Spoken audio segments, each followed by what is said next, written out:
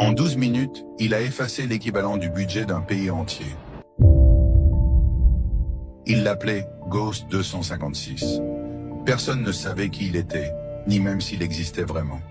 Pour certains, c'était un mythe urbain inventé par des forums de hackers africains. Pour d'autres, un ancien ingénieur des télécoms kenyanes, disparu dans un incendie en 2016.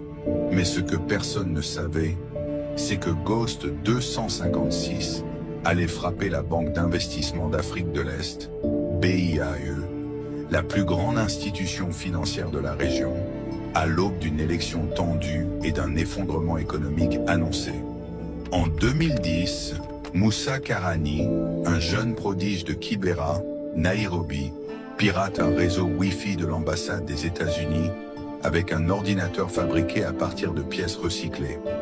À 14 ans, il grandit dans l'ombre, passionné par les systèmes, fasciné par la manière dont l'argent circule sans jamais se poser.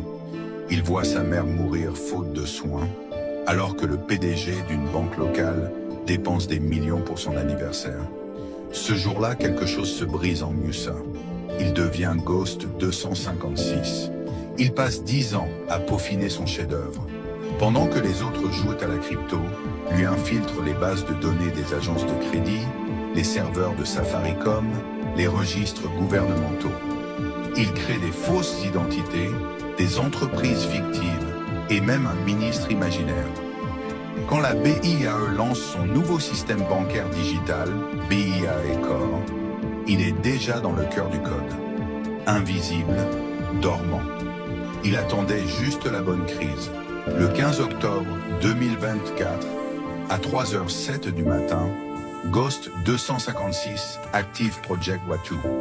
Un script de 38 lignes, écrit en Python, commença à dupliquer des comptes inactifs en les liant à des adresses numériques anonymes, transférer en micro-fragments des sommes de moins de $200, réparties sur 1173 banques satellites dans 17 pays, effacer les logs bancaires internes toutes les 4 minutes, utiliser une IA locale pour modifier en temps réel les données du serveur miroir de sécurité.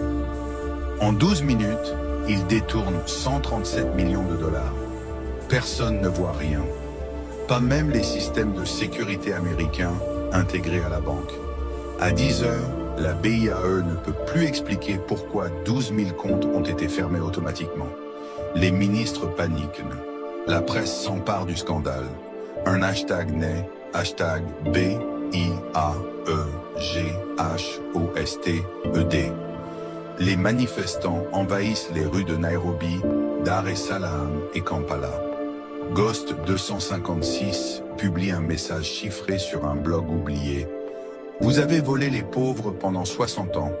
Je vous ai volé en 12 minutes. Interpol, la CIA, les services secrets kenyans, personne ne retrouve la trace. Tous les serveurs d'où le script a été lancé explosent simultanément dans des cybercafés abandonnés. Une semaine plus tard, une ONG du Ghana reçoit un don de 2 millions pour équiper 400 écoles. Un hôpital au Burundi peut enfin acheter une centrale solaire. Une start-up agricole tanzanienne décolle avec un financement miracle. Ghost 256 disparaît. Ou peut-être, il observe encore. Des mois plus tard, dans un entrepôt désaffecté de Mombasa, une caméra de surveillance capte une silhouette encapuchonnée.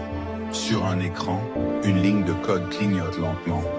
Justice n'a pas de fin. Et dans l'ombre, une voix murmure.